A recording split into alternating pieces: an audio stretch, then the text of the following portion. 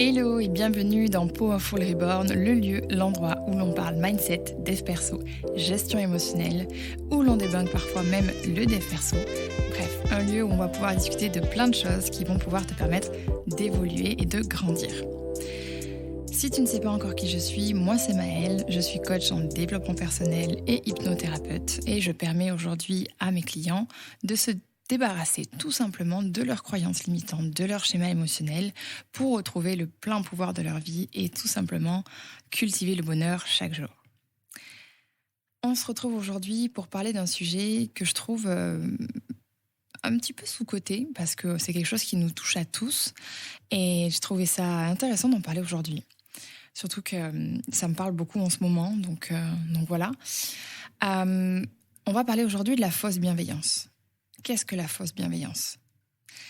C'est tout simplement en fait ce genre de personne qui va te souhaiter la réussite, le bonheur, l'amour, mais qui en fait ne le pense pas.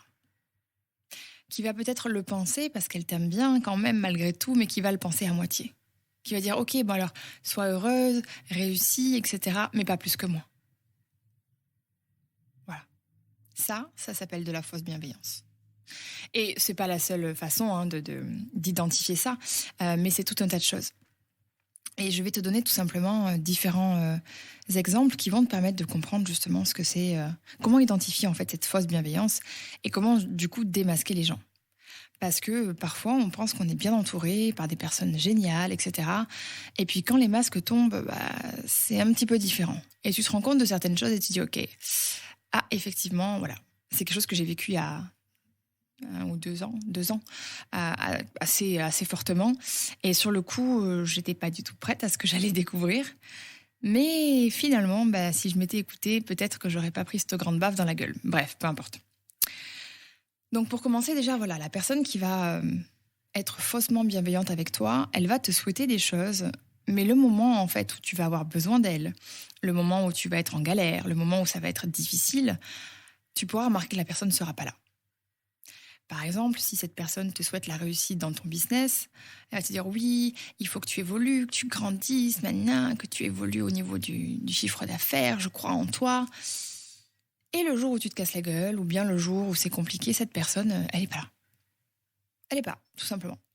Elle n'est pas là, ou alors elle te fait penser, elle te fait croire qu'elle est là. Oui, ça va aller, je te soutiens, alors qu'en fait, elle pourrait éventuellement t'aider, tu vois. Et c'est pas forcément le cas. Ensuite, tu peux avoir aussi le côté dans l'amour ou choses comme ça, dans les relations amoureuses, une amie, un ami ou de la famille, peu importe, parce que ça touche pas forcément que les amis, c'est même aussi en couple parfois. Une personne qui justement, en fait, va te laisser paraître qu'elle veut que le bien pour toi. Mais sauf que ses actes et ses mots sont totalement aux opposés. Il y a une divergence, en fait, si tu veux, entre les paroles et les actes. Et ça, je pense que c'est la manière la plus simple de te rendre compte, en fait, de l'authenticité et on va dire, de la pureté d'une personne. Parce que si entre ses paroles et ses actes, il y a un mur, ou il y a un monde, forcément, c'est que soit les paroles ne sont pas pensées, soit elle ne t'aime pas suffisamment pour faire les actes, tout simplement. Mais elle te fait croire l'inverse. Voilà.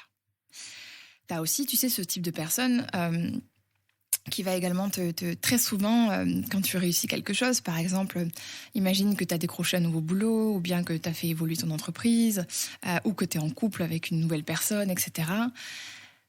Et elle va toujours pointer le négatif.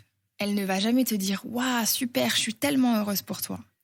Ou alors elle va le dire, mais elle va dire « Mais par contre, tu mérites mieux ». Parlant d'un couple. Ou alors « Ouais, bon, ce boulot est pas dingue, mais je suis très contente pour toi ». Ça, c'est de la fausse bienveillance, en fait. Ça, c'est de la fausse bienveillance. Tous ces gens-là, tous ces gens qui ont l'impression d'être, entre guillemets, gentils, juste en faisant des choses comme ça, mais pas du tout, en fait. Et surtout, j'ai envie de dire, quand on sait lire entre les lignes, c'est encore plus gerbant. C'est encore plus gerbant parce que tu te dis, ok, donc là, t'es en train de me pigeonner, en fait. Clairement. T'es en train de me dire des choses que tu ne penses pas. Et surtout, quand l'occasion se présentera, tu seras pas là. Voilà. Et c'est là où je trouve d'ailleurs qu'il est difficile, du coup, tout simplement de créer vraiment des liens avec les gens. que ce soit en amour, en famille, en amitié, peu importe. Je veux pas être... Bon, je t'avoue qu'en ce moment, je suis énormément dans la colère et la tristesse, donc je suis un petit peu biaisée par mes émotions, très clairement. Mais j'ai quand même ce constat de... Ok, est-ce que vraiment on peut avoir des relations simples, authentiques et réelles, pour de vrai? Je me demande. Alors c'est sûrement un sujet sur lequel je reviendrai une fois les émotions passées, hein. Mais voilà, c'est quelque chose que je me demande et je trouve que cette fausse bienveillance, elle est tellement présente dans nos vies, mais malheureusement tellement présente. C'est souvent nos personnes les plus proches qui sont vraiment là en train de nous dire oui, réussis, sois heureux, mais moins que moi. Mais putain, moins que moi. Et ça, c'est dégueulasse en fait. Alors attention, parce que derrière tout ça, c'est pas de la méchanceté. C'est souvent des peurs, des insécurités de la personne en fait qui se dit oh, mais si elle me dépasse, je vais plus être personne, je vais être une merde en gros, ou je serai pas assez. Tu vois, donc c'est pas négatif en soi, mais c'est pas non plus positif. C'est pas des personnes qui sont bénéfiques en fait. C'est pas des personnes qui vont t'aider à t'élever, à avancer, etc. Si cette personne elle te prend ton énergie, si cette personne quand t'es avec elle c'est à sens unique, alors ça sert à rien. Ça sert à rien d'insister. Et j'ai envie de te dire, le pire dans tout ça, c'est que tu ne peux rien faire contre la personne. Cette personne n'est pas méchante. Elle est comme ça, point barre. Donc c'est à toi de choisir si après tu t'adaptes à ça ou pas.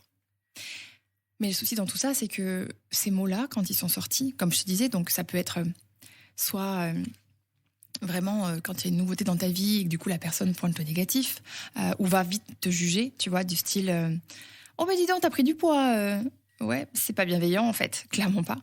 Alors que un ou une amie pourrait très bien dire écoute, je parle pour moi par exemple, Maëlle, je trouve que là t'es en train de prendre du poids, fais attention à ta santé. Ça c'est bienveillant, tu vois. Et ça c'est une personne qui s'inquiète vraiment contre toi, enfin pour toi, pardon.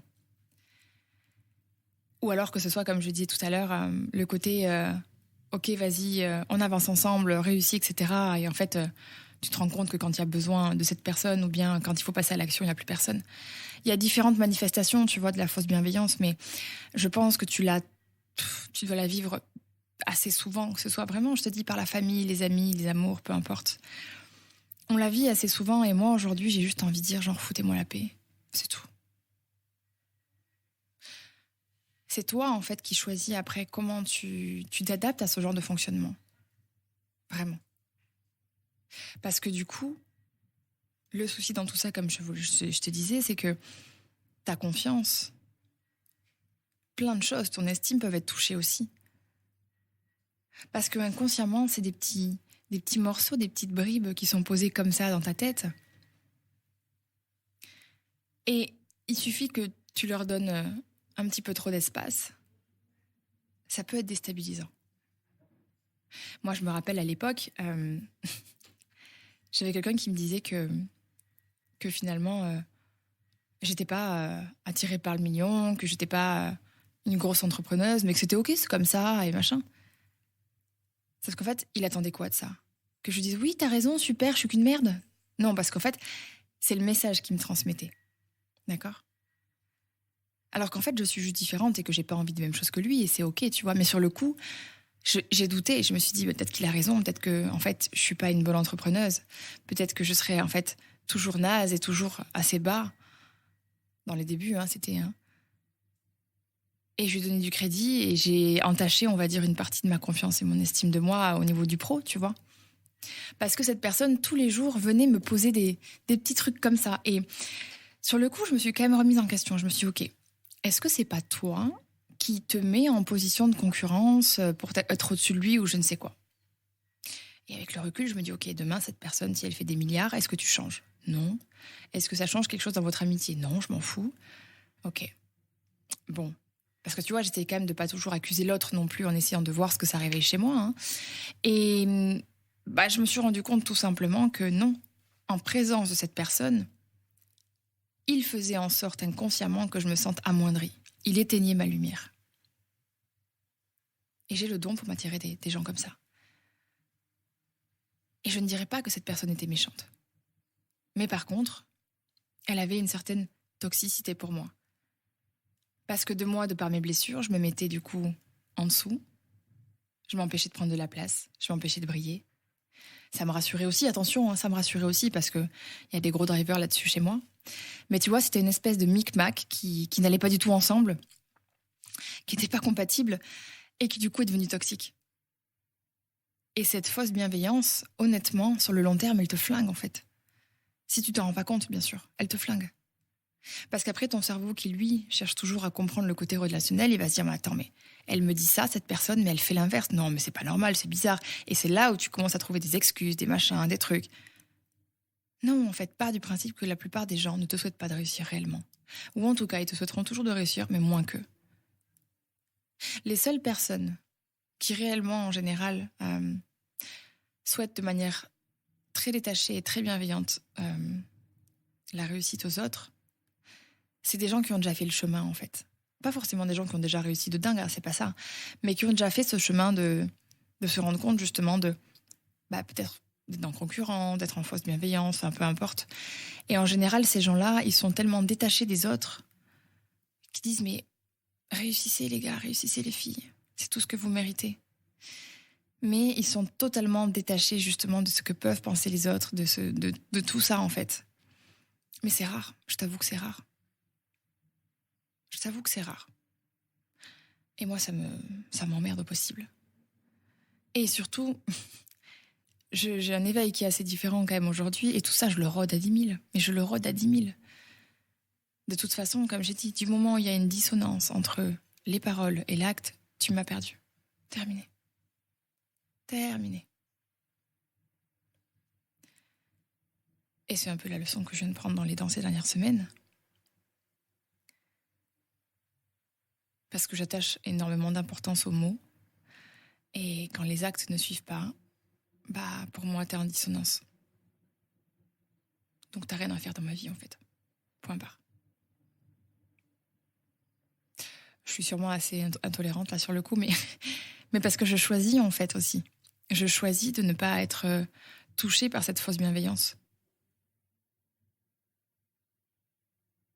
C'est vraiment quelque chose que je trouve de très sournois, en fait. De très sournois et qui, quand on veut toujours voir le beau, quand ci, quand ça, qui peut facilement nous éteindre. Mais je dis pas à l'inverse, je l'ai déjà fait aussi. Ça m'est arrivé de le faire aussi. Attention, encore une fois, quand je dis des choses, toujours, j'estime pas que les autres sont méchants. Et je suis sûre que tu l'as déjà fait aussi. Tu sais inconsciemment cette personne qui vient réveiller plein de choses chez toi et qui avance, etc. Et toi tu dis mais merde, moi j'avance pas, pourtant je fais les choses. Et tu peux inconsciemment en fait transmettre une fausse bienveillance en lui disant ah c'est super ce que tu fais. Et en fait t'es en train de te dire putain j'ai tellement envie d'avancer comme toi. Tu vois ce que je veux dire? C'est pas forcément. Enfin, ces personnes-là ne sont pas méchantes en soi. C'est en fait juste une projection de l'ego, une projection de nos blessures à travers l'autre. Et en fait, on est en insécurité, on va dire. Et tant qu'on n'a pas réglé ça, on ne pourra pas réellement souhaiter le bonheur de manière inconditionnelle à l'autre. Soyons clairs. Voilà. Mais en tout cas, si ça t'arrive dans ton entourage, voilà, fais bien attention à tous ces petits signaux. Une personne qui va facilement pointer le côté négatif quand elle te félicite. Une personne qui va te dire des choses qui finalement ne sont pas du tout arrivées et qui n'arriveront jamais. Ça déjà, c'est les deux plus gros, on va dire, gaps pour comprendre un petit peu comment fonctionne la fausse bienveillance. Clairement. Et je te conseille de ne pas faire comme moi. De ne pas faire comme moi, qui, quand je reçois ces signaux-là, souvent, jusqu'à présent en tout cas, je me disais, mais non, c'est pas grave, je trouve des circonstances atténuantes. Alors que je crée aussi un malaise aussi de mon côté. Alors que si j'avais été communiquée, exprimé ça se trouve, j'aurais compris réellement le fond du message et je n'aurais pas ressenti toute cette rancœur. Et finalement, qu'est-ce qui m'est resté après ces 2 années-là? De la rancœur. Donc, ne fais pas comme moi. Si tu ressens ces choses-là, si la personne en face est véritablement un ami ou une amie, elle l'entendra, elle l'écoutera et elle acceptera que tu puisses parfois ressentir ce genre de choses-là et inversement. Mais la communication reste la base de tout. Voilà. Ce fut un petit épisode très court sur la fausse bienveillance. Je t'ai juste partagé un petit peu mon point de vue là-dessus. J'espère que c'est quelque chose qui pourra peut-être te permettre d'identifier ces schémas-là dans ta vie de tous les jours et peut-être d'avoir des prises de conscience tout simplement. Quoi qu'il en soit, tu es toujours le ou la bienvenue sur mon Instagram, Maëlle Tapia. Si tu souhaites discuter, c'est avec grand plaisir.